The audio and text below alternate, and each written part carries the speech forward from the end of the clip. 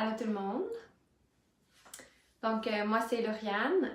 J'aimerais ça. En fait, je commence toutes ces émissions-là que je vais faire à tous les mercredis en direct pour vraiment vous partager, dans le fond, tout ce que j'apprends puis toute ma passion vers le naturel le plus possible pour mon corps, ma famille, ma maison, etc. Donc, aujourd'hui, je voulais commencer avec mon histoire face au sucre parce que c'est vraiment de là qu'a commencé mon cheminement, dans le fond, dans le naturel. Ça a commencé avec le sucre, ça a commencé... Il y a eu d'autres trucs qui sont arrivés dans ma vie pour lesquels j'ai été intéressée au naturel, mais je dirais que le plus gros point culminant dans ma vie pour le naturel, ça a été pour le naturel face à la nourriture, je parle plus, ça a été le sucre et ça c'est en 2017. Fait que je vais commencer mon histoire. Premièrement, c'est vraiment officiellement août 2017 qu'a commencé ce cheminement-là du sucre pour moi. En fait, je vais vous dire en ce moment, on en mange encore, mais c'est moins pire. Donc, bon, pour comment est-ce qu'on en est venu là? Ben, c'est ça que je vais vous partager aujourd'hui. Puis, peut-être vous inspirer à faire la même chose un jour. Donc, c'est ça. En été 2017, en fait, je mangeais... On disait qu'on n'a pas vraiment de dessert chez nous, mais c'était comme un petit peu un mensonge. On mangeait pas trop de dessert, mais dans le fond, à chaque fois que j'avais vraiment le goût d'un dessert, ben on allait chez Chocolat Favori. Ça faisait pas longtemps que ça avait ouvert, me semble, en 2017. J'allais au Chocolat Favori peut-être une fois par semaine, si pas plus, me chercher une crème glacée avec du chocolat. Je raffole du chocolat, donc moi c'était chocolat, chocolat tout le temps. Puis aussi, ben, j'avais pas de dessert à la maison, mais on allait souvent chercher une pâtisserie à l'épicerie ou quelque chose comme ça, puis on le rapportait, puis on le mangeait ce soir-là. Fait que j'avais pas de biscuits, de trucs dans mon garde-manger, mais je mangeais du dessert très régulièrement. Fait que c'est comme si je me trompais moi-même, dans le fond, en me disant « Oh non, je mange pas de sucre, tout va bien. » Donc, salut! Ah, merci! Donc, oui, c'est ça. Puis après ça, en 2017, qu'est-ce qui est arrivé en août? Ben, en fait, je prenais une marche avec mon amie, ma voisine, puis on parlait de ça. J'avais toujours été très sévère envers le sucre pour mes enfants. Est-ce que mes enfants vont... oui, ça va être... Oui, je regarde une autre caméra pour YouTube. C'est ça. Je vais l'avoir, dans le fond, je vais le faire en direct, mais je vais l'avoir sur YouTube, donc ça va rester enregistré. OK? Oui, donc... En 2017, j'ai pris une marche avec ma voisine, puis elle m'a parlé d'un documentaire, elle m'a parlé d'un film qui s'appelle That Sugar Film. Puis dans ce moment-là, c'était sur Netflix. Puis ça avait vraiment piqué ma curiosité. Elle me parlait comme quoi ça l'avait fait un choc à elle de comment, à quel point est-ce qu'il mangeait du sucre dans sa maison.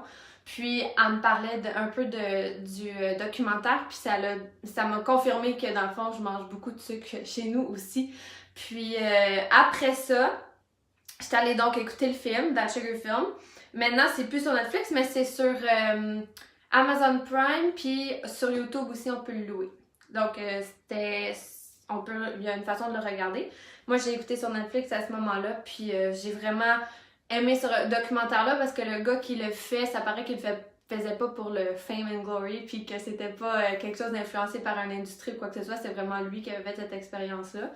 Puis, il avait, dans le fond, coupé tout le sucre pendant un mois, me semble, pour vraiment drastiquement, là, tout couper. Puis, tout ce que ça faisait sur son corps, la détox que ça fait sur son corps, c'est incroyable. J'en reviens pas à quel point que le sucre, dans le fond, c'est une drogue. Puis, c'est fou comment que son corps devait vraiment faire une détox complète, puis que ça l'a vraiment beaucoup affecté.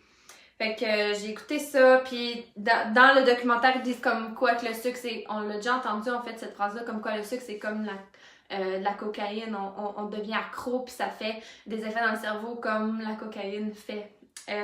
Donc c'est assez incroyable comment que le sucre est partout quand on sait ça. Puis c'est sûr que l'industrie du sucre, ben ça fait beaucoup d'argent, fait que c'est sûr qu'ils vont s'assurer que ça continue d'être là, puis que ça continue d'être mangé, consommé.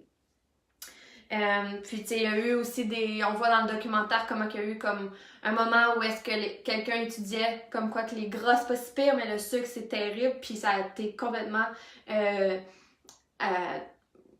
gars il a pas pu sortir ses affaires. Je pense que même il y a eu du trouble de la police avec ça ou quelque chose comme ça.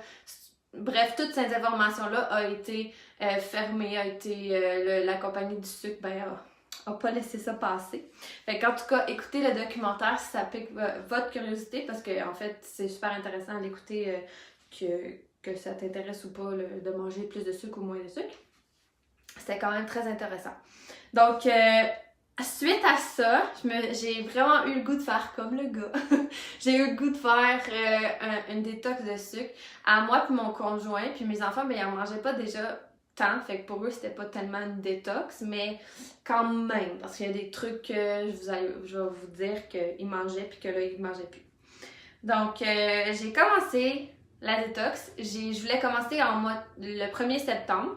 Je pense que j'ai commencé comme le 5 septembre puis j'ai terminé fin septembre. Fait que j'ai fait comme presque un mois au complet.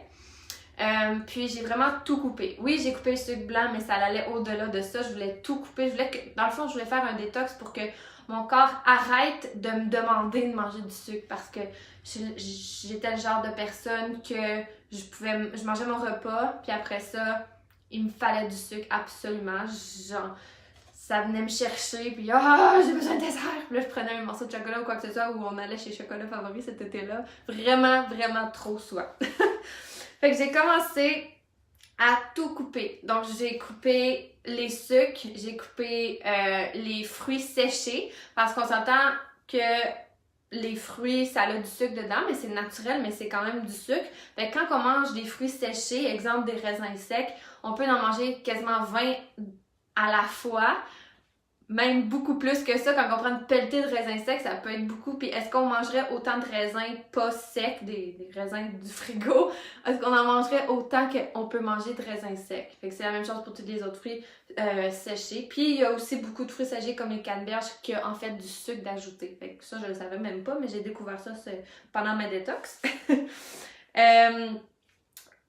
Donc c'est ça, j'ai coupé sucre, sirop d'érable, miel, même le stevia, même les trucs qui sont pas, qui donnent pas de sucre au corps, mais qui font sucrer dans la bouche, parce que je voulais entraîner mon corps à dire j'ai pas besoin de sucre aussitôt que j'ai terminé mon repas, exemple. Fait que j'ai vraiment tout coupé, c'était assez drastique.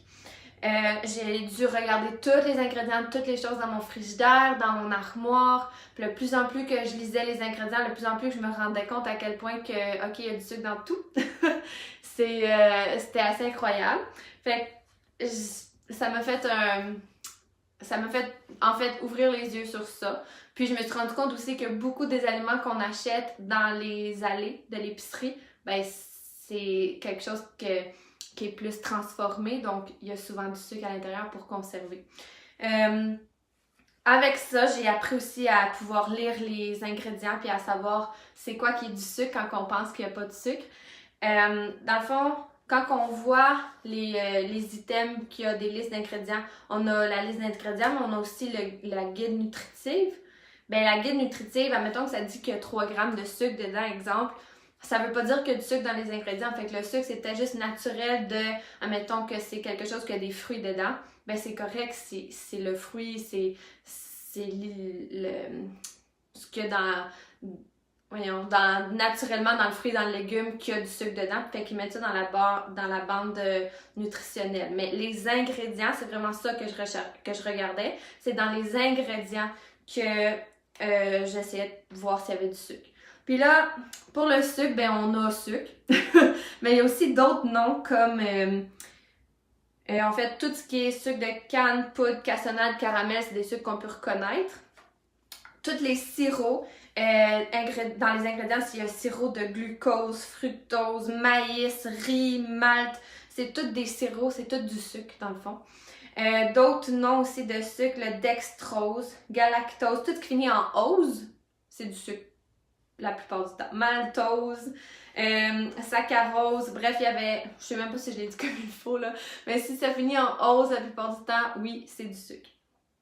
Ensuite de ça, on a des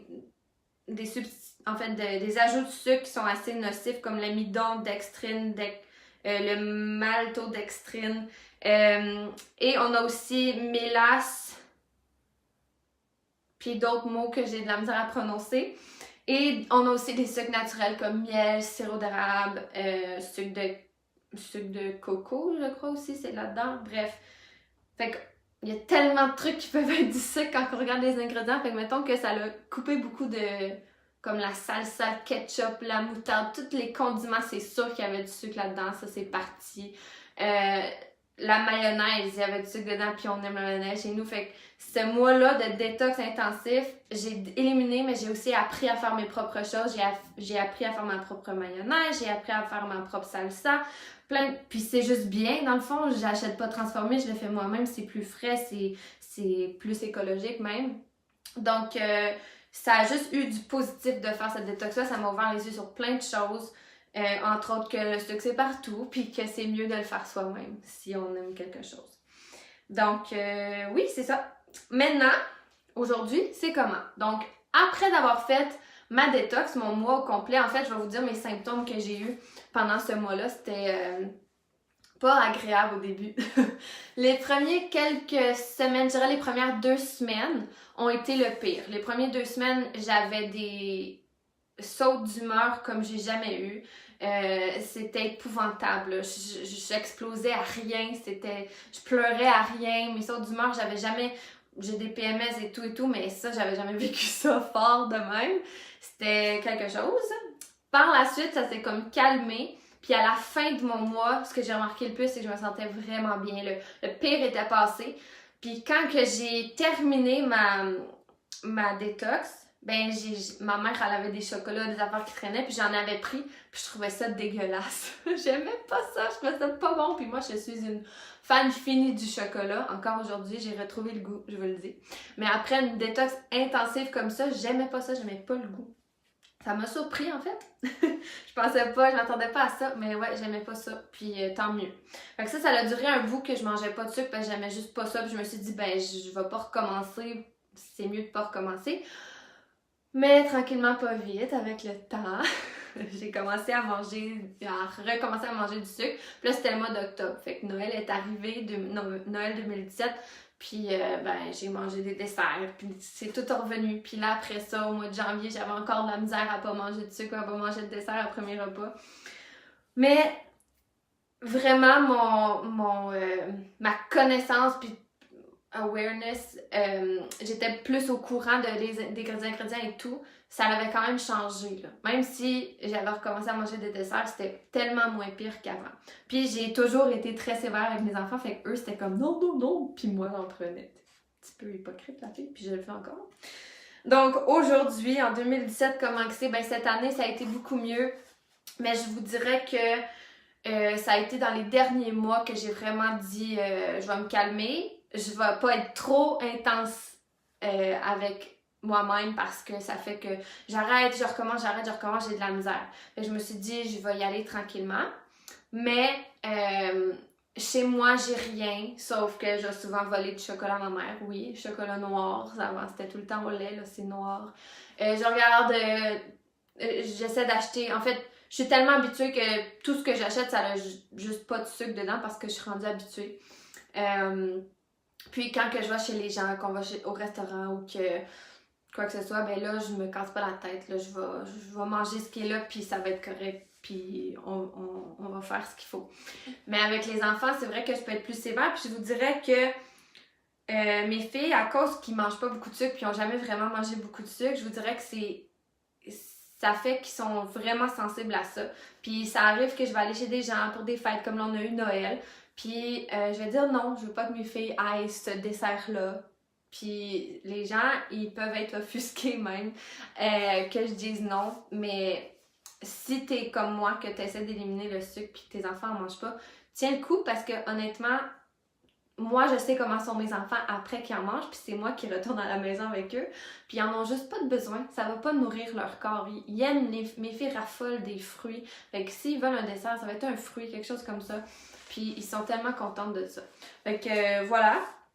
Maintenant, les solutions chez moi quand on veut du dessert, parce que je vais pas vous mentir, on aime le dessert, là, j'en fais souvent, mais j'ai trouvé des alternatives de sucre qui fait que c'est beaucoup moins pire que du gros sucre blanc, sucre de canne dans mes desserts.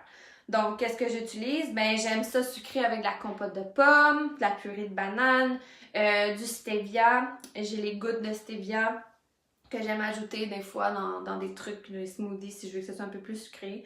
Des dattes aussi, ça peut sucrer. Ensuite, on a miel, sirop d'érable, le sucre de coco aussi qui est moins pire. Et erythritol, je ne savais pas c'était quoi le mot en français, c'est un substitut de sucre que j'ai découvert récemment. Puis c'est à la même quantité, c'est une recette d'une demi-tasse de sucre, tu peux mettre une demi-tasse de ça. Puis pour nous, chez nous, ça fait amplement la job et on est rendu habitué. Puis même que quand je fais des desserts comme ça, moi personnellement, je trouve ça délicieux. Je vois pas la différence. Ensuite, Pinterest aussi, c'est mon meilleur ami maintenant. Avec Pinterest, j'ai plein de... On peut... si tu cherches des desserts paléo, kétogéniques, je pense. Ou si tu écris juste dessert sans sucre, ben il y a plein de solutions, il y a plein de recettes que tu peux trouver. Paléo, j'aime ça parce que je sais qu'il n'y aura pas de sucre, puis d'autres trucs aussi que j'essaie de couper. Des fois, j'essaie de couper le gluten, puis je sais que le paléo, ça va être bon pour ça. Donc, Pinterest, c'est mon meilleur ami. Puis les amis aussi qui mangent sans gluten, sans sucre et tout, ils me donnent des recettes des fois, puis c'est vraiment le fun. Entre nous, on s'aide. Puis si toi, t'essaies de... En fait, je t'encourage en premier d'aller voir le documentaire That Sugar Film. C'est vraiment ça qui a tout commencé pour moi, puis qui a ouvert mes yeux dans les ingrédients et tout, que je pouvais vraiment diminuer plein de choses. Fait que j'encourage ça pour toi aussi. Puis j'ai des petits trucs qui m'aident quand j'ai des grosses rages de sucre puis que je veux pas en prendre. Avec mes produits d'Otera, dans le fond, j'ai ma gomme. J'ai ma gomme Semen-Sassy. Fait que cette gomme-là, c'est comme une gomme coupe sucre.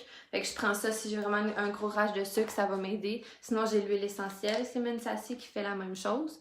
Puis les probiotiques de mes enfants, ça goûte tellement le sucre, ça goûte le bonbon. Il y en a pas, c'est du stevia puis... c'est des probiotiques, là. C'est pas un dessert. Mais moi, je le prends si j'ai un gros rage, je vais le prendre comme un petit bonbon.